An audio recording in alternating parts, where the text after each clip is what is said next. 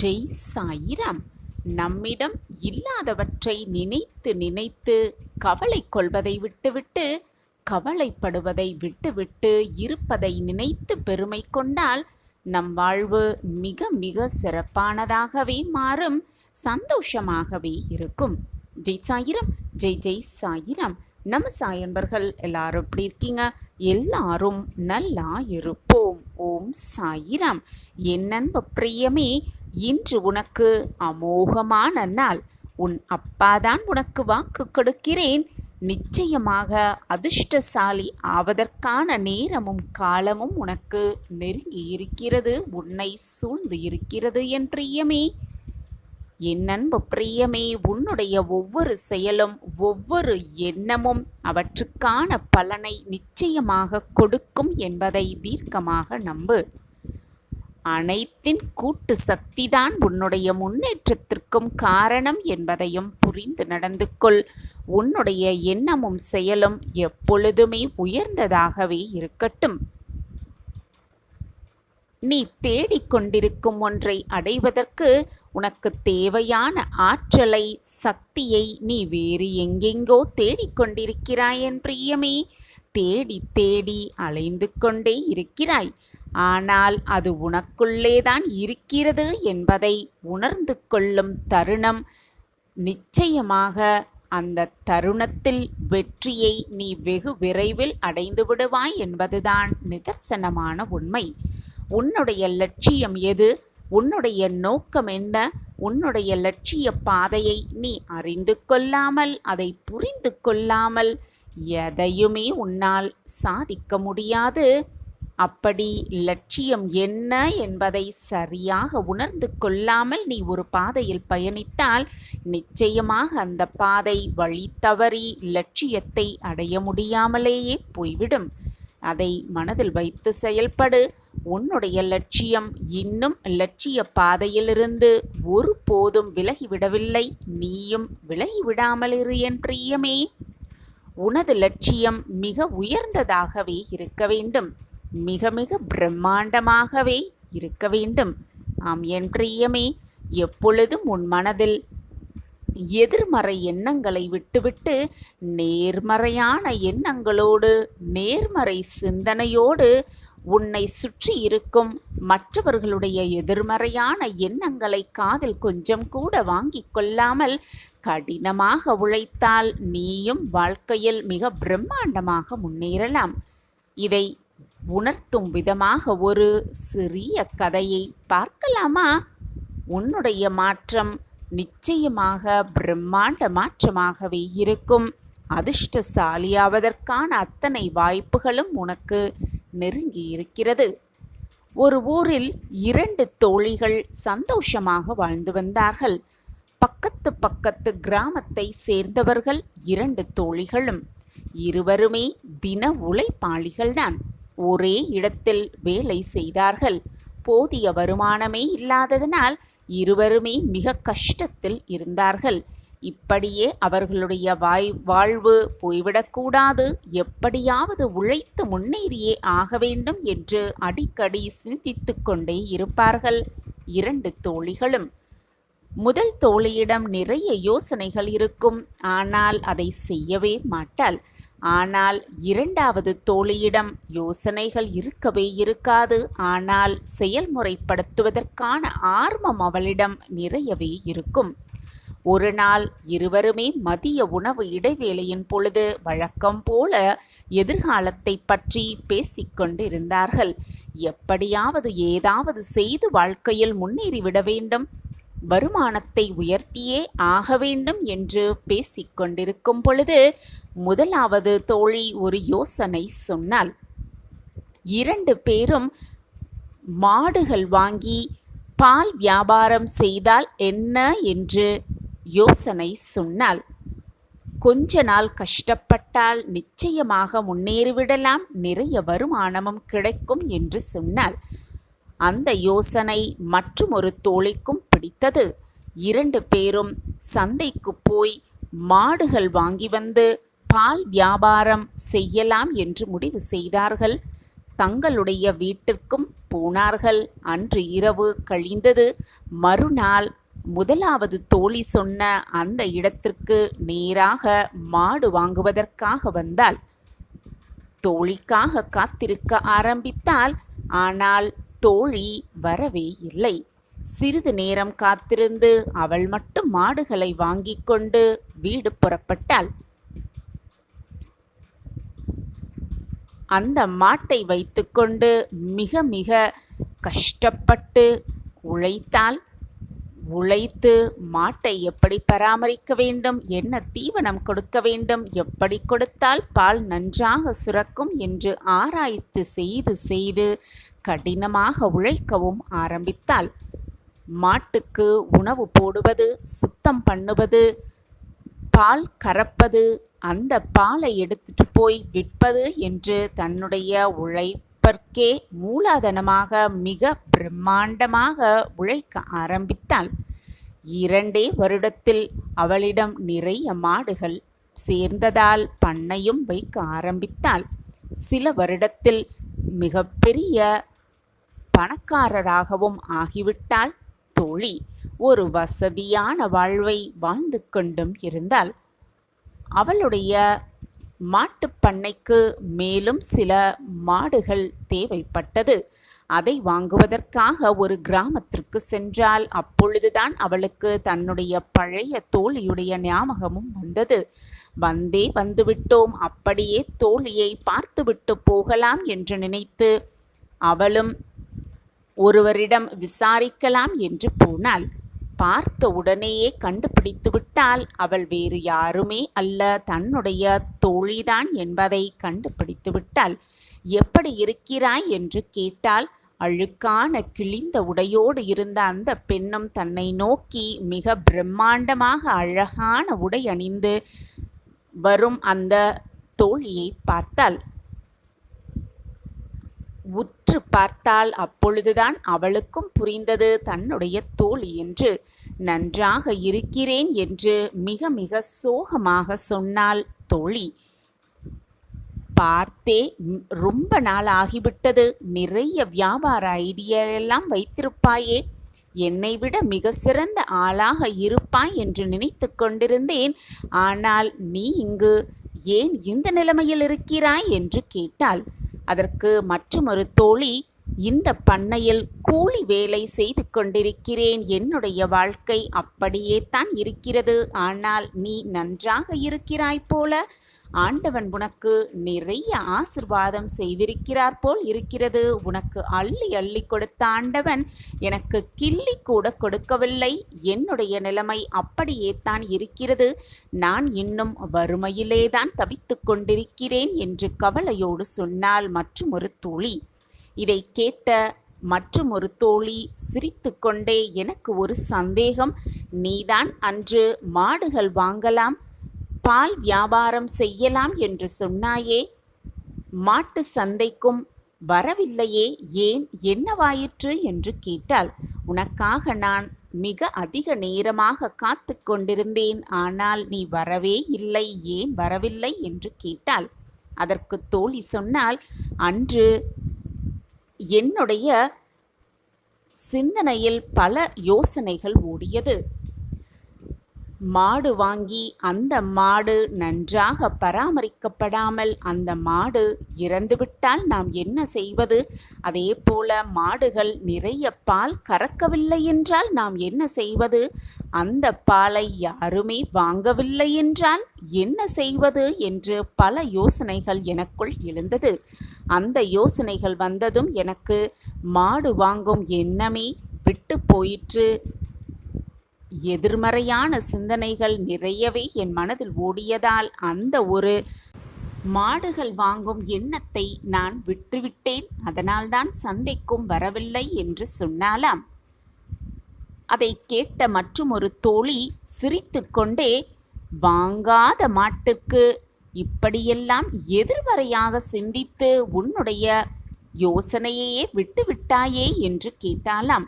அதற்கு பிறகு, சரி, நான் போய்கொண்டு வருகிறேன், உனக்கு ஏதாச்சும் உதவி தேவையென்றால் என்னை வந்து பார் என்று சொல்லிவிட்டு அங்கிருந்து சென்று விட்டாள்.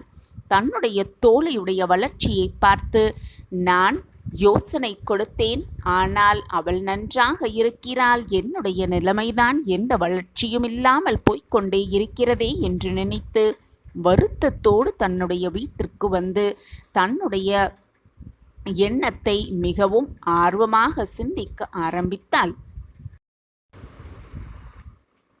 கடைசியாக இறுதியான முடிவோடு, என்ன ஆனாலும் பரவாயில்லை, மாடுகளை வாங்கியே தீருவேன் என்று முடிவு செய்துவிட்டு அவளிடம் இருந்த சிறு பொருட்களை விற்று காசை எடுத்துக்கொண்டு அடுத்த நாளே மாடு வாங்கி வந்து அதை வைத்து கடினமாக உழைக்க ஆரம்பித்தாள். கடினமாக உழைக்கவும் ஆரம்பித்தால், என்னதான் கடினமாக உழைத்தாலும் அவருடைய மனதில் ஒரு ஓரமாக ஒருவேளை ஏதாவது தவறு நடந்துவிடுமோ என்ற பயம் இருந்து கொண்டே இருந்தது. அப்படி நடந்தால் என்ன செய்ய வேண்டும் என்ற எண்ணம் ஓடிக்கொண்டே இருந்தது. அவளுடைய எண்ணத்தோடு விளைவாக எதுவுமே மாறவில்லை. கொஞ்ச நாளில் அந்த மாடும் நோய்வாய்ப்பட்டு இறந்தும் போனது. பெருத்த நஷ்டமும் ஏற்பட்டது. வேறு ஒரு விதமாக முயற்சி செய்து கொண்டே இருக்க வேண்டும் என்று முடிவு செய்து அப்படி நினைத்து கொண்டு தன்னுடைய பழைய தோழியை சந்திக்க சென்றாள் அந்த தோழி. மாட்டுப்பண்ணை, அது மட்டுமல்ல விவசாயமும் செய்து கொண்டு இருப்பதையும் பார்த்தாள். நானும் விவசாயம் செய்தே தீர வேண்டும் என்று நினைத்து அவளிடம் இருந்த ஒரு சிறிய நிலத்தில் பயிரிடவும் ஆரம்பித்தாள். என்னெல்லாம் செய்கிறாள் என்பதை தினமும் அவளுடைய நிலத்தை போய் பார்த்துவிட்டு வந்து அதே மாதிரி தன்னுடைய நிலத்தையும் பராமரிக்கவும் ஆரம்பித்தாள். பயிர்களை அறுவடையும் செய்யும் நாளும் வந்தது. ஆனால் அவளுடைய தோழிக்கு நிறைய லாபமும், ஆனால் மற்றும் ஒரு தோழிக்கு எதிர்மறையான சிந்தனைகள் மட்டுமே இருந்து கொண்ட தோழிக்கு குறைவான லாபமும் வந்தது. நானும் கடினமான உழைப்பை போட்டேன்.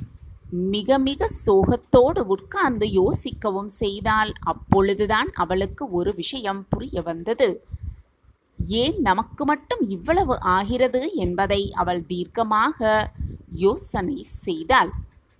அப்பொழுது மிக மிக கவலையான முகத்தோடு ஒரு துறவியை போய் பார்த்தால் எல்லாம் புரிந்துவிடும் என்று நினைத்து ஒரு துறவியை போய் அவளிடம் உள்ள கஷ்டம், அவளிடம் உள்ள குறைகள் அனைத்தையும் அந்த துறவியிடம் சொல்லி இதற்கு என்ன தீர்வு என்று கேட்க சென்றாள்.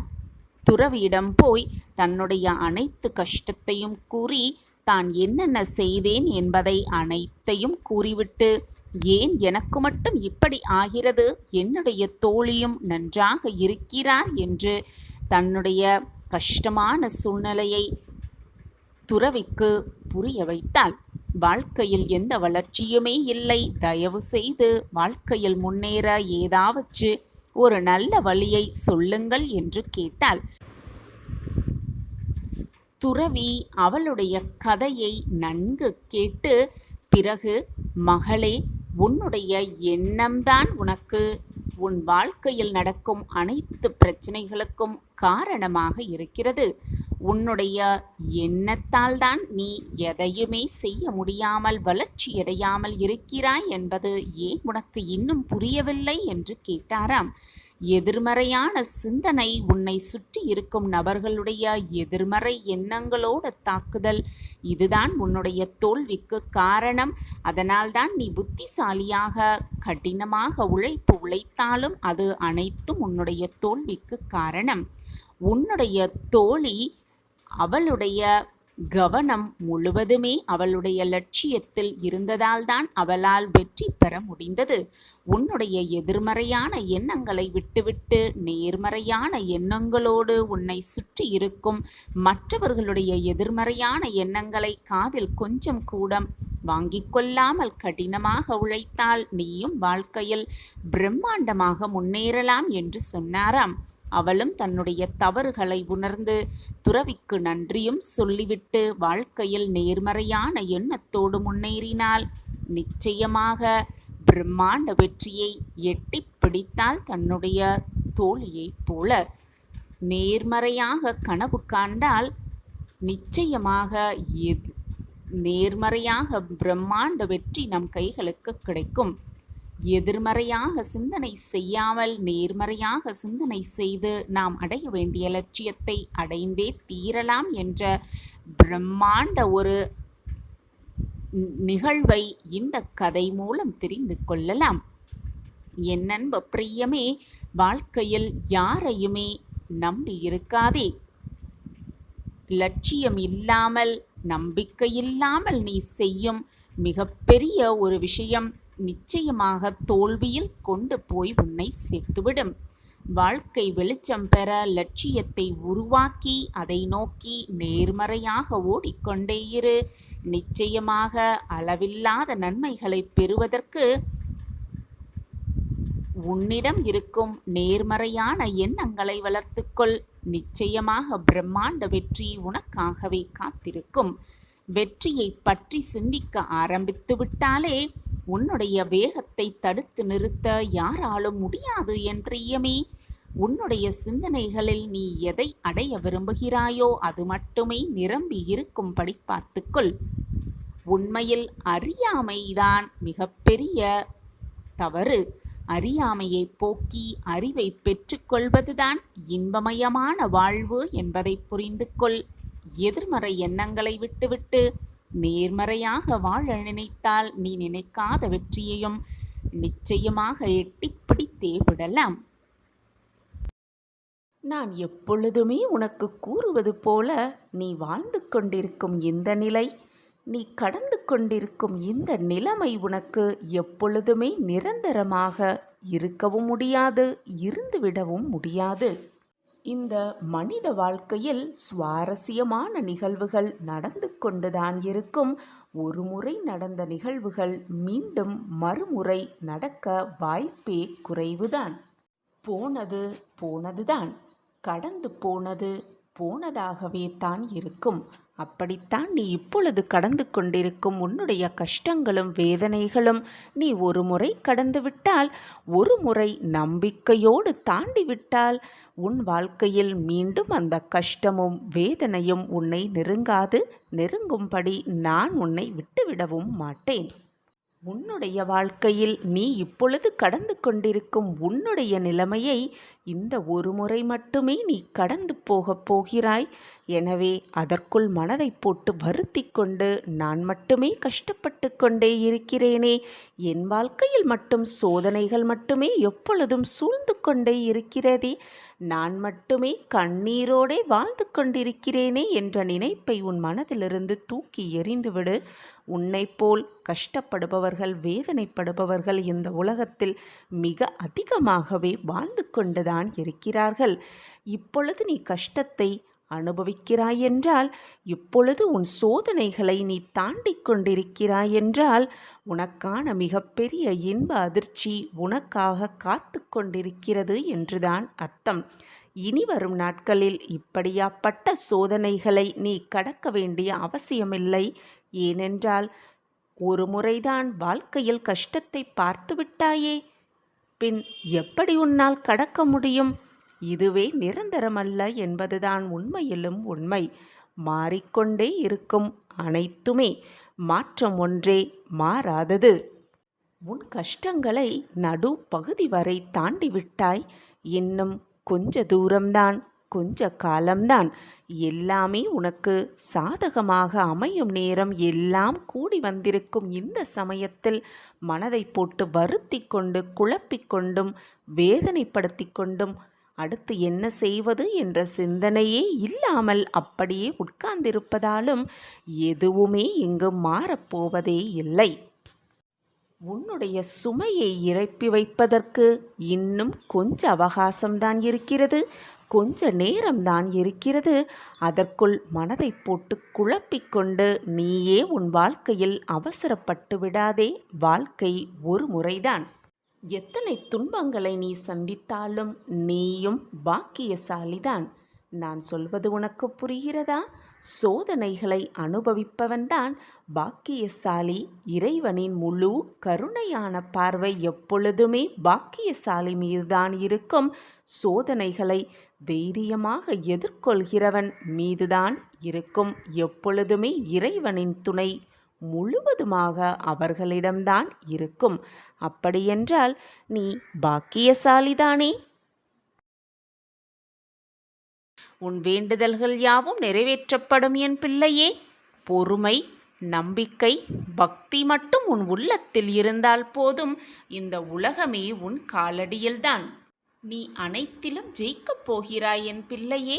உனக்கான சந்தோஷம் காற்றில் கலந்து அந்த காற்றை நீ சுவாசிக்கப் போகிறாய். உனக்கான நிம்மதியும் சந்தோஷமும் உன் சாயப்பாவாகிய என்னை நினைக்கும் பொழுது உனக்குள் ஒரு புத்துணர்வு உணர்வை ஏற்படுத்த செய்யும்.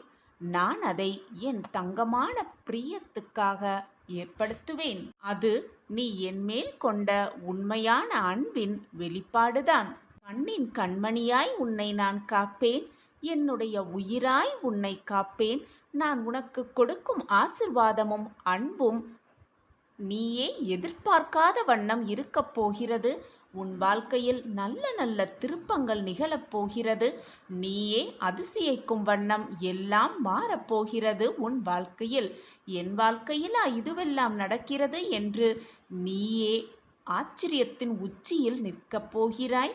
ஓடோடி வந்து உன் சாயப்பாவிடம் என் வாழ்க்கை மீண்டு விட்டது, என் வாழ்க்கையை மீட்டு விட்டீர்கள் சாயிநாதரே, நான் இப்பொழுது மகிழ்ச்சியாக இருக்கிறேன்.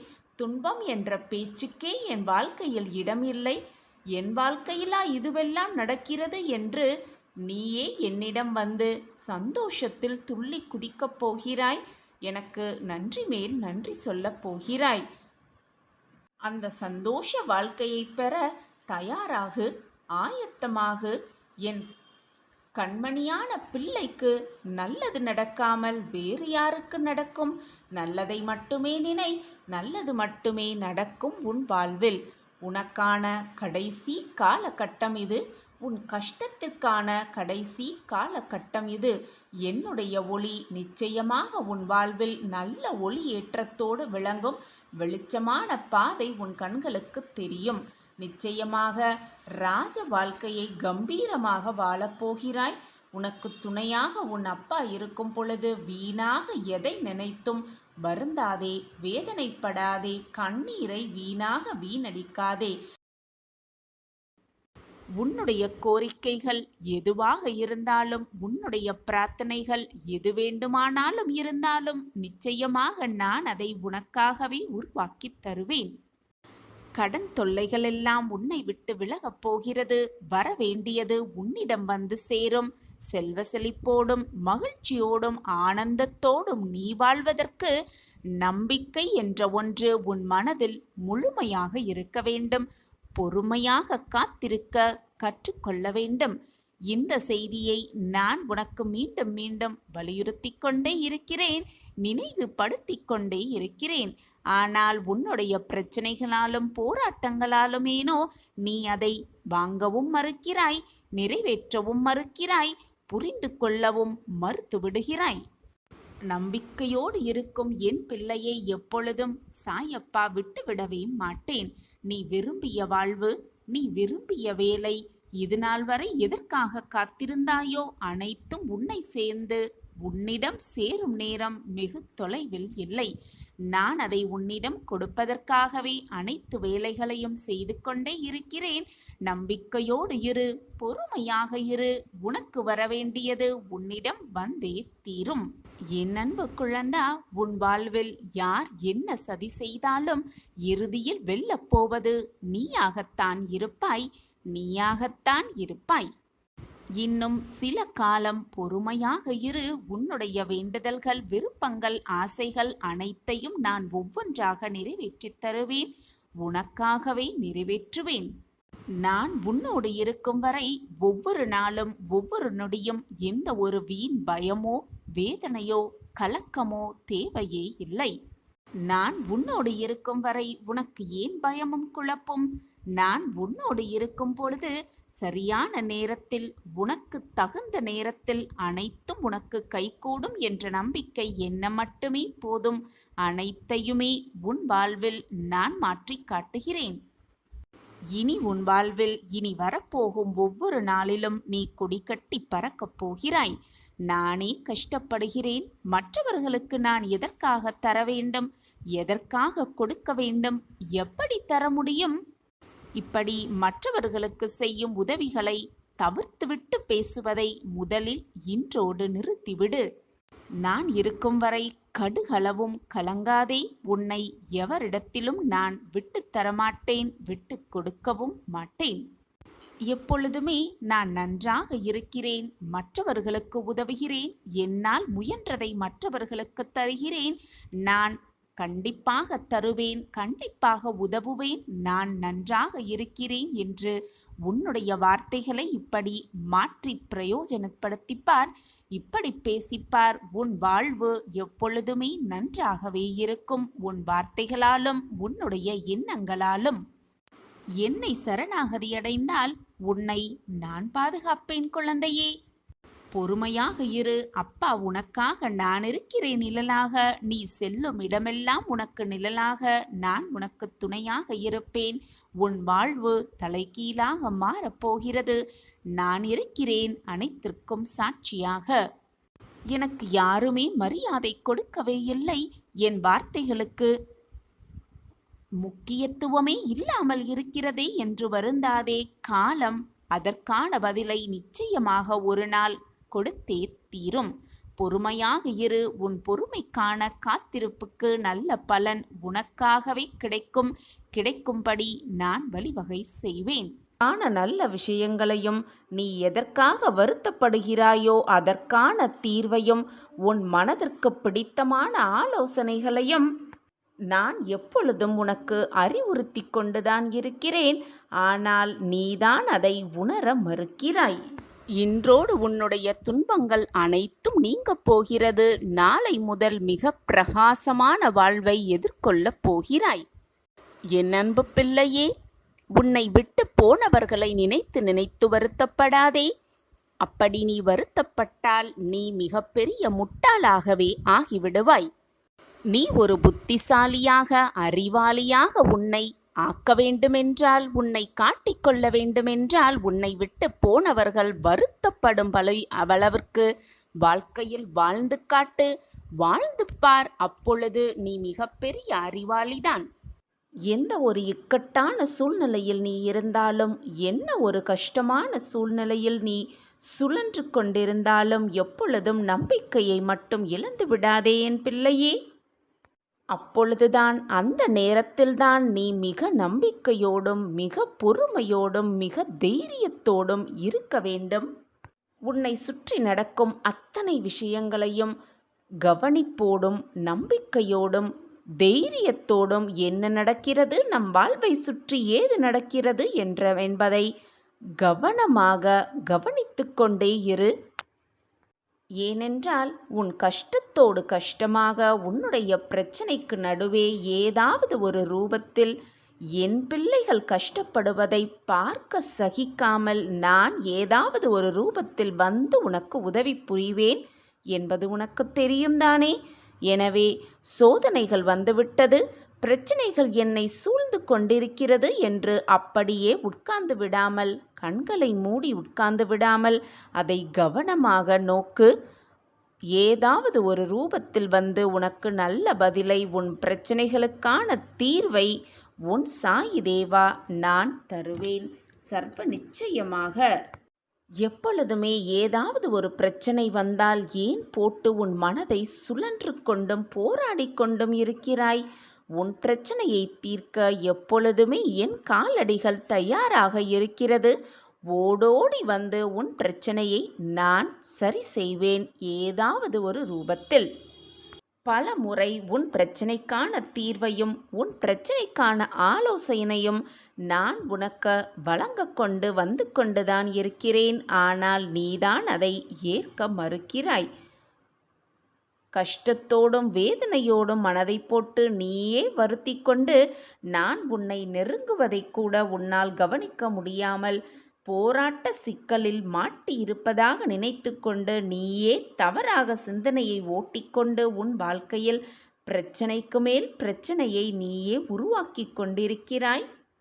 அதனால் உன்னை தேடி உன் வீட்டிற்கே இதோ வந்திருக்கிறேன் உன் சாயிபாபா. நீ நம்பவே முடியாத பல ஆச்சரியங்களை நான் உனக்கு நிகழ்த்தப் போகிறேன்.